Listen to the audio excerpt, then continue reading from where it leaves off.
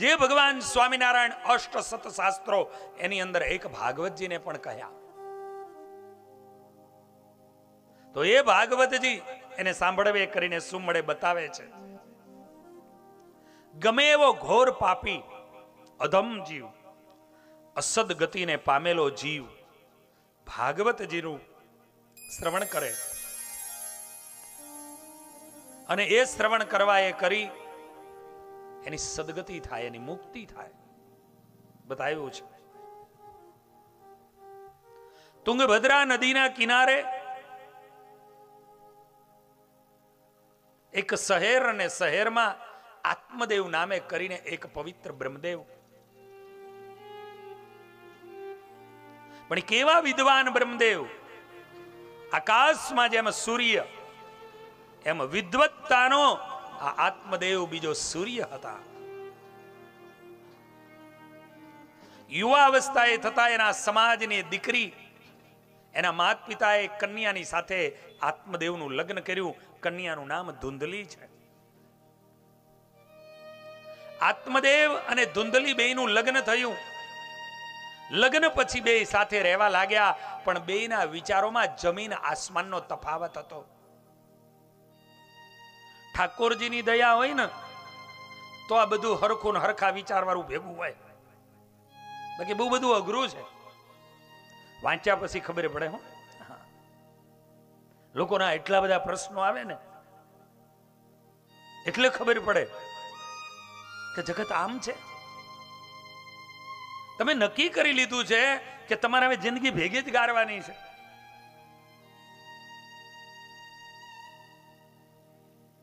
અને પછી 12ની સાલમાં હું અમેરિકા ગયેલો. કમલભાઈ, શિક્ષાપત્રી ભાષ્યની એક કથા ચાલતી હતી મારી શિકાગોની અંદર, અને કથાને 3 દિવસ સુધી સાંભળી એક પરિવારે. એવા સત્સંગી પરિવારના દીકરા દીકરીઓ જેના ઘરે 16 વર્ષનું બાળક, 16 વર્ષનો દીકરો. કથા પૂરી થઈ એટલે ભાઈએ મને મળવા આવ્યા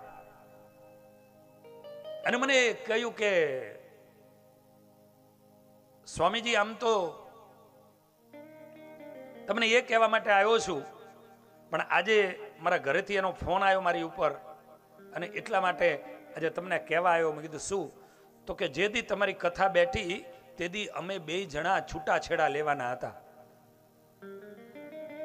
પણ કથા બેઠી એટલે કીધું કે અમે આવતા અઠવાડિયે 50 વર્ષની ઉંમરે પૂછ્યા હતા. અમે 2 જણાએ કે છેલ્લા 2-3 વર્ષથી જુદા રહીએ છીએ, મારા ઘરેથી જુદા રહે, હું જુદા રહું, પણ 3 દાડાની કથા સાંભળ્યા પછી એવું નક્કી કર્યું કે હવે છૂટું નથી રહેવું. આ કથા છે. છૂટાછેડાનો કેસ ચાલે છે, કોર્ટમાં જવાનું હતું. એ દિવસે કથામાં આવ્યા, 3 દાડા સુધી સાંભળી, અને 3જા દિવસે આ સત્ય ઘટના કહું છું. પણ કે અમારા બેની વચ્ચે જે થોડું તકલીફ, એક હાવ સામાન્ય બાબતો. પછી સ્પીકર ઉપર વાત, એને ફોન કર્યો, સ્પીકર ઉપર વાત ચાલતી હતી. સામેથી એ બેન પણ બોલતા હતા, હજુ ભાઈ વાત કરતા હતા, બે, અને બે વાતો કરતા કરતા હું સાંભળતો હતો. આખીર છેલ્લે સામે ફોન મૂક્યો હતો, ભાઈ બેઠા હતા, બેન ગાડીમાં બેઠા હતા ત્યાં, અને છેલ્લે અડધો કલાક સુધી એ બે, કારણ કે આ તો બધું જૂનું હોય ને બધું કેટલું, છેલ્લો જયારે સાંભળ્યા પછી ખબર પડે હાવ સામાન્ય બાબત હતી. બોલો, હાવ સામાન્ય, એક ખાવા જેવી નાની એવી બાબતમાં આ શાક કરવાનું હતું, ના ન કર્યું, એમાંથી બોલવાનું થયું, ઈગો ટકરાય. અને હોડ હોડ વરાના દીકરાઓ જેના ઘરે અહીંયા છૂટા લેવાની તૈયારીઓ કરે, છૂટા થવાની, છેવટે મહારાજની દયાથી જે કંઈ સમજાવ્યું, અને આજ આખો પરિવાર આનંદપૂર્વક સાથે રહે છે. આ કથા છે. કથા આ કરે છે. ઠાકોરજીની દયા અને કૃપા હોય. આપણે તો એવા સંસ્કારી ગામડાઓમાં જન્મા છીએ ને, એટલે બહુ સારું છે, બધું બહુ શાંતિ છે, બહુ અઘરી વસ્તુ છે.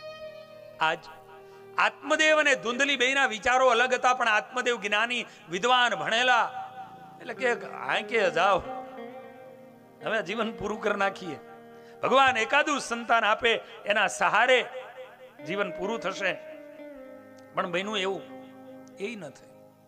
છેવટે થાકી ગયા, સ્વભાવથી કંટાળી ગયા. એટલે આત્મદેવને એમ થયું કે હવે આના કરતા ઘર છોડીને વયા જાય થારું. ઘણી વાર નાની ઉંમરમાં આવ્યા હોય ને ત્યારે કહેતા હોય, ભાઈ રહી જા ને, ખભા ઉલારે. એના એ જ પછી લગ્ન થાય ને 5-10 જાય ને વરા, આના કરતા સ્વામી રહી ગયા હોત તો સારું હતું. હવે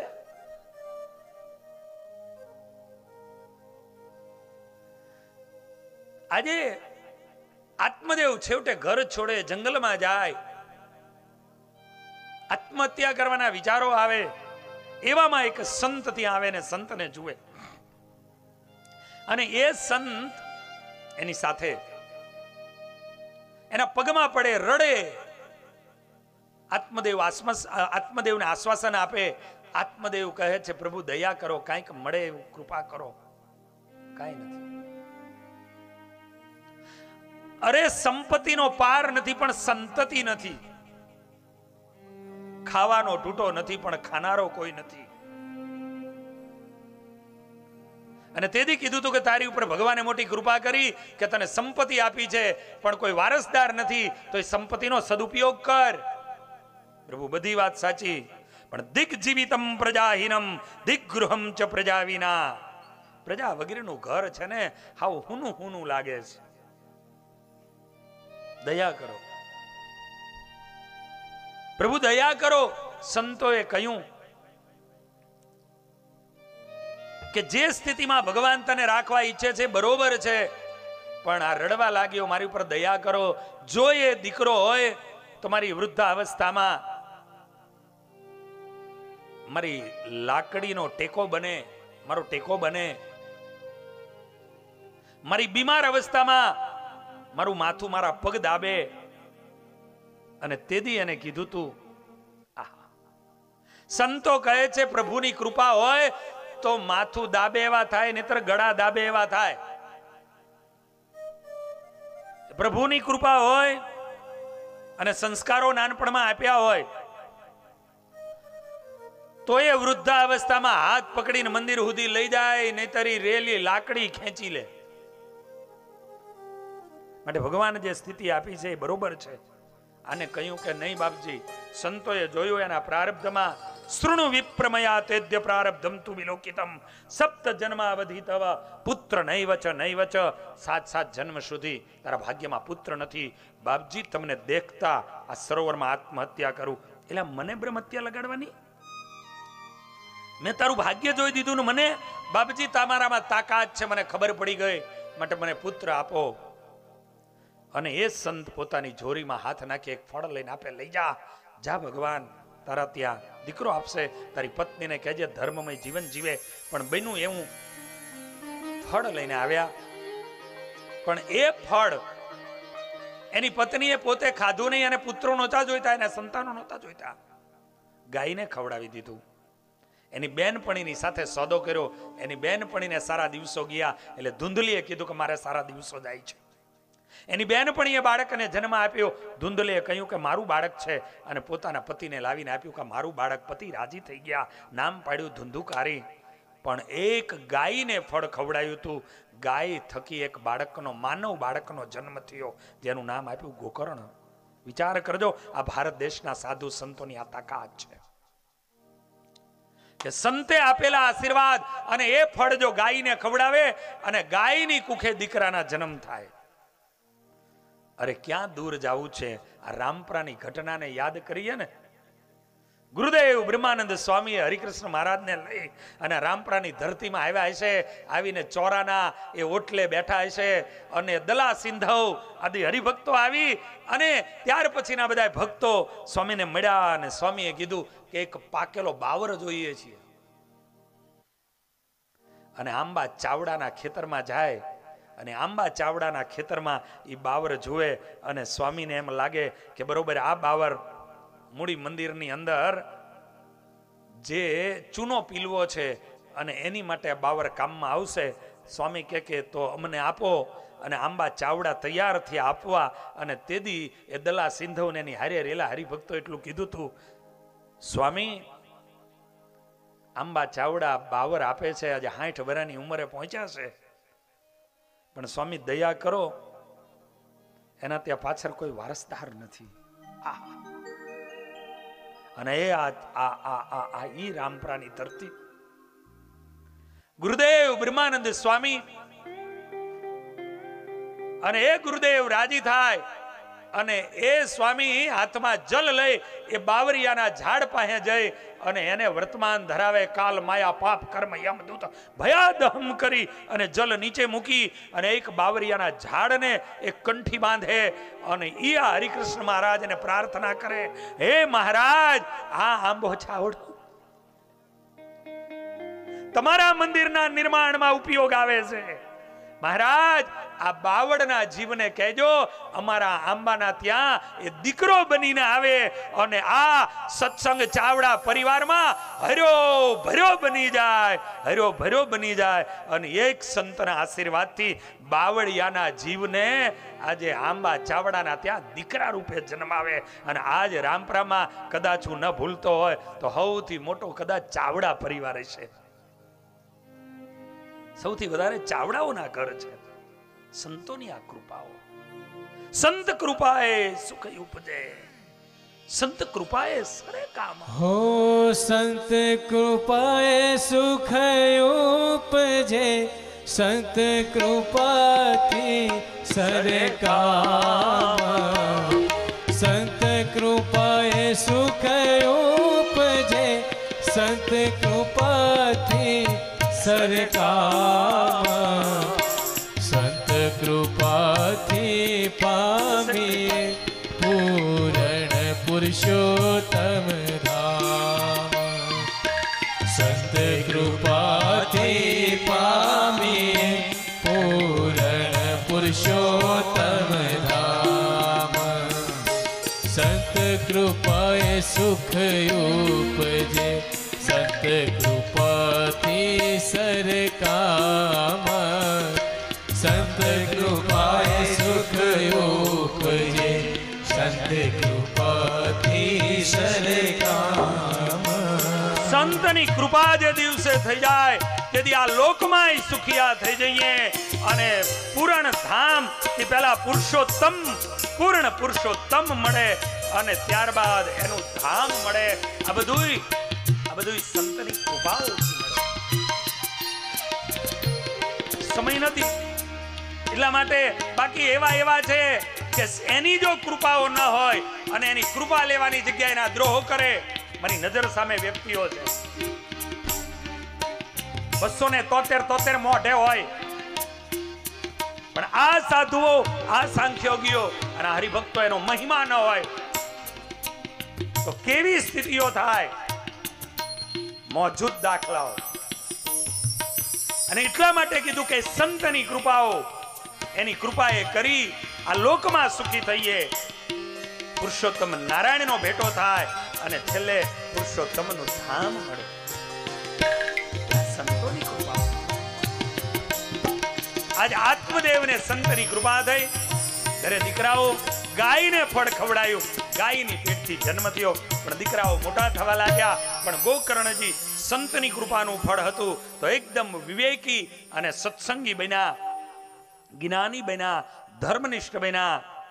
પણ પેલો ધૂંધું કરી આખી દુનિયાના દોષો એનામાં આવેલા હતા. કંટાળી ગયા આત્મદેવ. આખીર ગોકર્ણજી આવીને જ્ઞાન આપ્યું, જંગલમાં વયા ગયા. ગોકર્ણજી પોતે ત્યાંથી યાત્રા કરવા નીકળી ગયા. ઘરમાં 2 જ જણા રહ્યા, ધૂંધુકારી અને ધૂંધલી માં અને દીકરો. રૂપિયાની જરૂર પડે, માં પાસે હોય નહીં, માને મારે. અને ઈ માં જ્યારે સહન માર ન કરી શકી ત્યારે કૂવામાં પડીને આત્મહત્યા કરી. અને એટલા માટે કીધું, જગતની અંદર જેને કોઈ ન પૂગે એને એનું.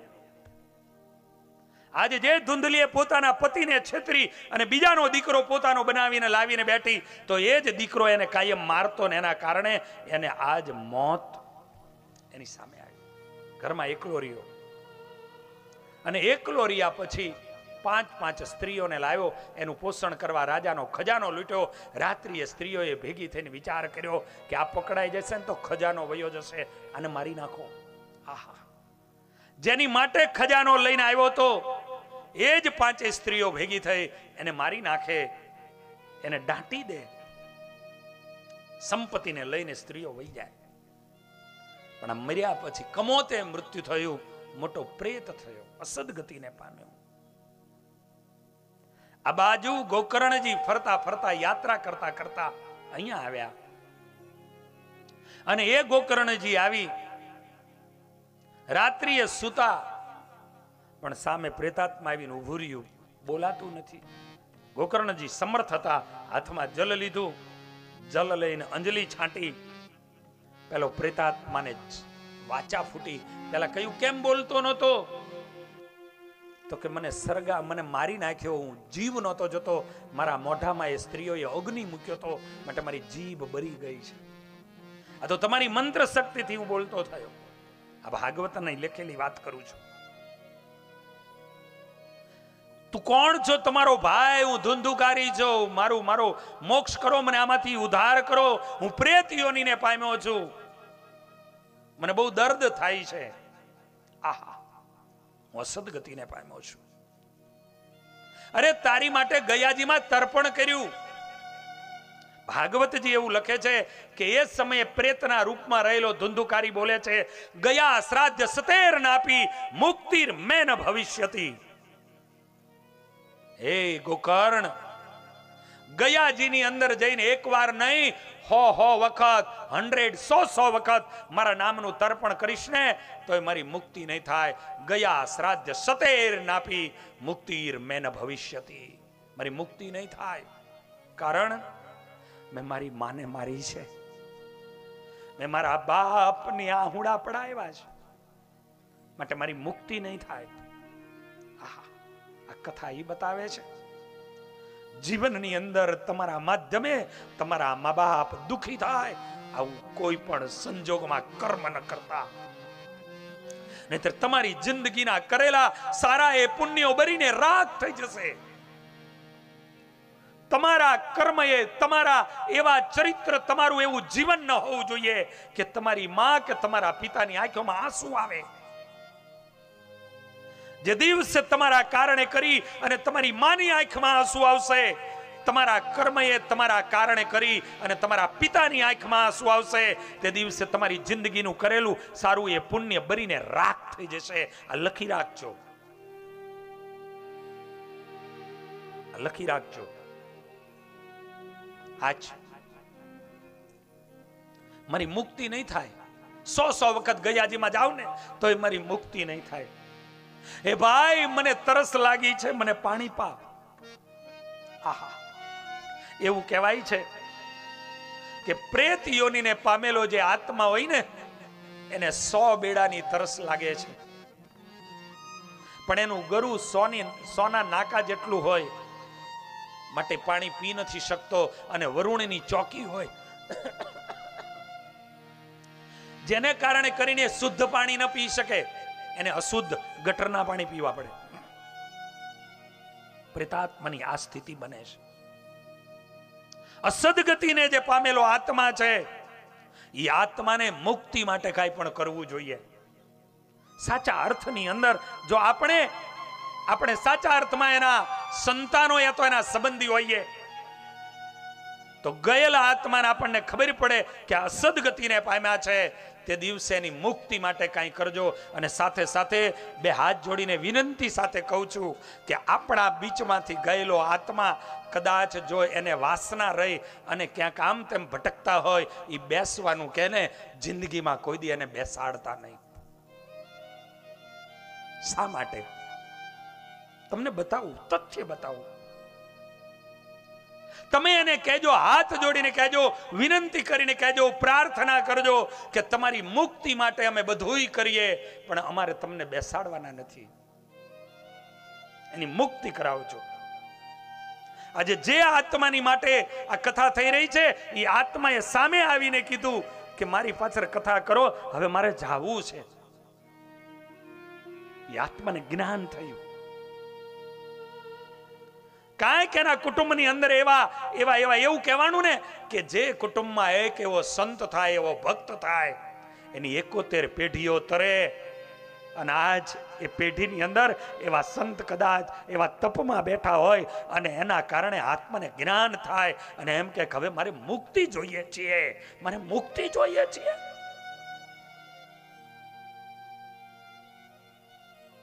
નાના નાના પોતાના બાળકો જોયા હોય, પોતાની દીકરીઓ નાની જોઈ હોય અને એના કારણે હોય એને વાસના રીએ. પણ આપણી ફરજ બને એ આત્માને આપણે મુક્તિ અપાવવી છે. અને મુક્તિના ઘણા બધા સાધનો છે, પણ એમાં એવું છે કે તમારા ગામની અંદર રહેલા જે ઓલા પ્રાથમિક ડોક્ટર બન્યા હોય, જે ગુમડા મટાડે, નાનો મોટો તાવ આવ્યો હોય ઈ મટાડી દે, ઈ ડોક્ટર હોય, ઈ ડોક્ટર તમને તાવ તરિયામાં દવા કરી શકે. પણ ઈ ડોક્ટરને એમ કહો કે મને એટેક આવ્યો છે, તો એ તમારી બાયપાસ સર્જરી ન કરી શકે. સમજણ પડે છે ને? તો એ જ રીતે આવો જે આત્મા એની મુક્તિ માટે એના જાણકાર જેવા સંતો, એવા મહાપુરુષો, એવા વિદ્વાનો કે સાચા અર્થથી જે સાચા શાસ્ત્રને જાણતા હોય એની પાસે જ્યારે જઈએ અને એની પાસેથી સલાહ સૂચનો લઈએ ત્યારે ખબર પડે કે આત્મા એની સર્જરી કરવાની છે. આત્માની સર્જરી મતલબ કે એ જે બદ્ધ બની અને જે બંધાયો છે એને બુદ્ધ બનાવવાનો છે, એને જ્ઞાની બનાવવાનો છે, અને જ્ઞાની બનાવી અને એને ભગવાનના ધામમાં મોકલવાનો છે. એને અહીંયા કણે બાંધી નથી દેવાનો.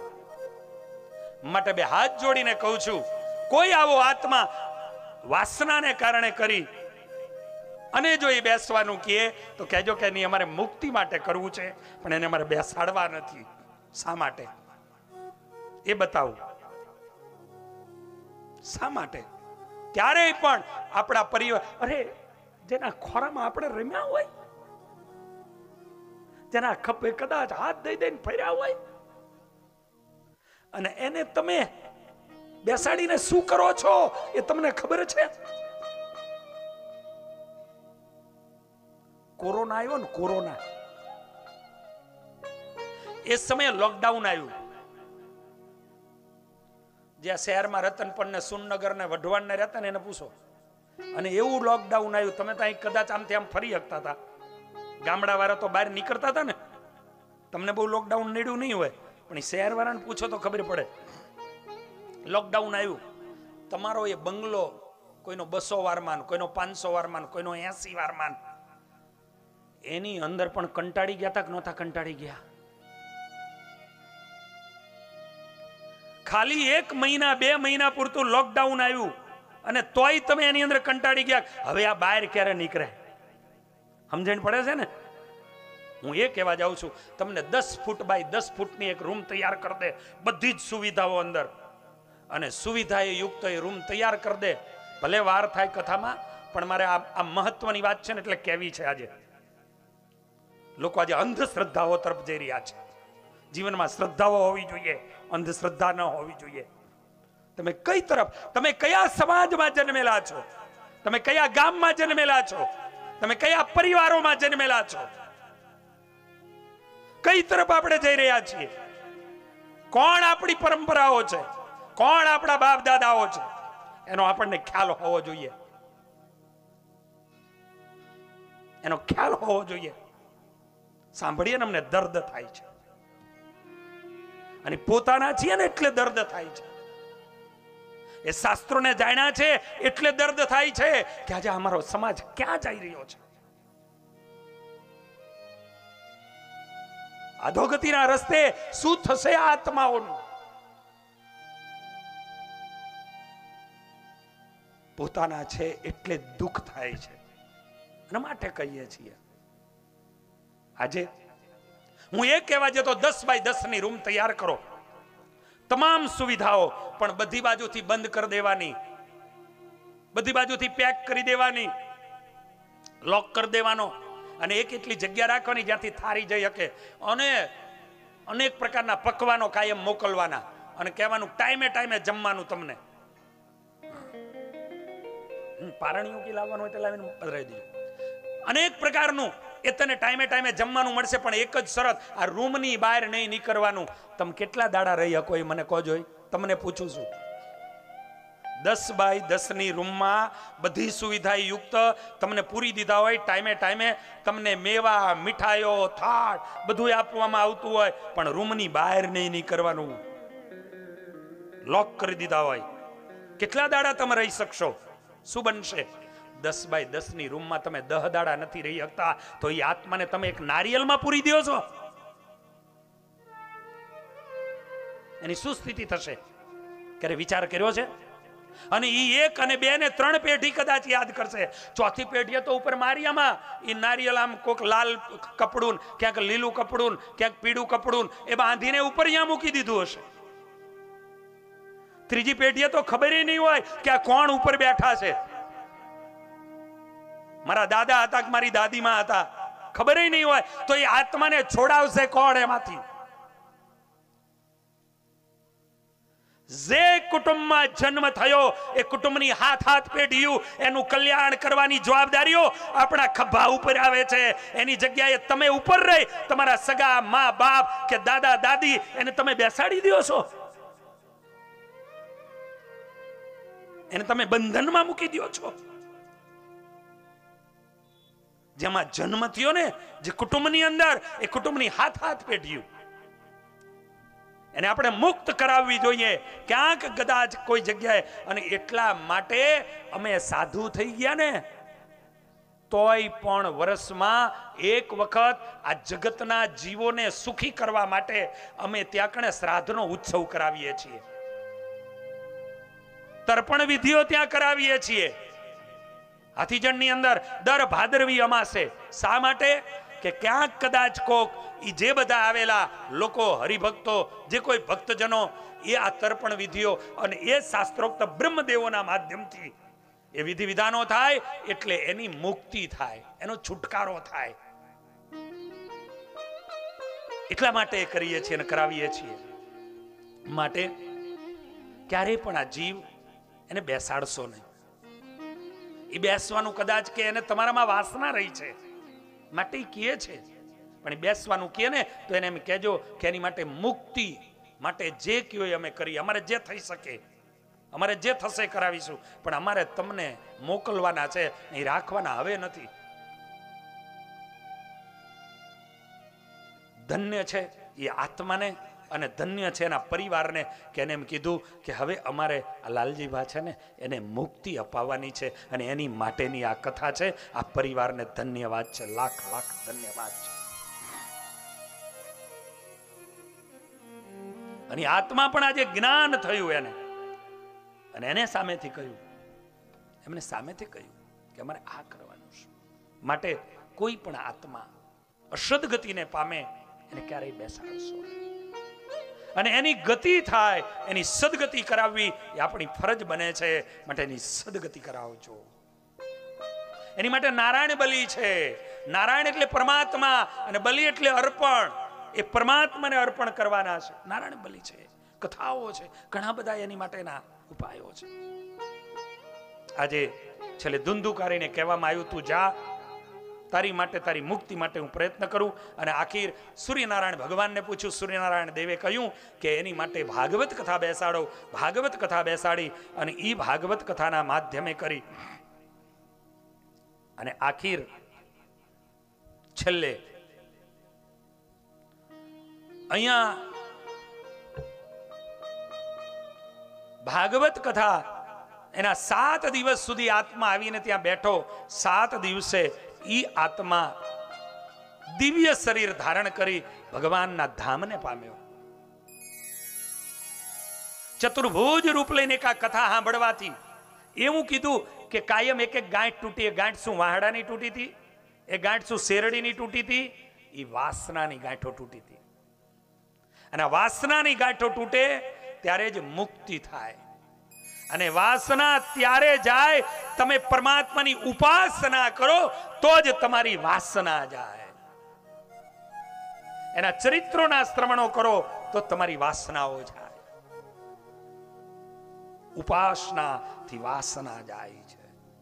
આજે આખીર ધંધુકારીની મુક્તિ થઈ છે. ઈ આ કથાની શક્તિ છે. માટે ભાગવતજી 10મ સ્કંદ અને 10મ સ્કંદમાં એમ કહે તતયારંભીય નંદસ્ય વ્રત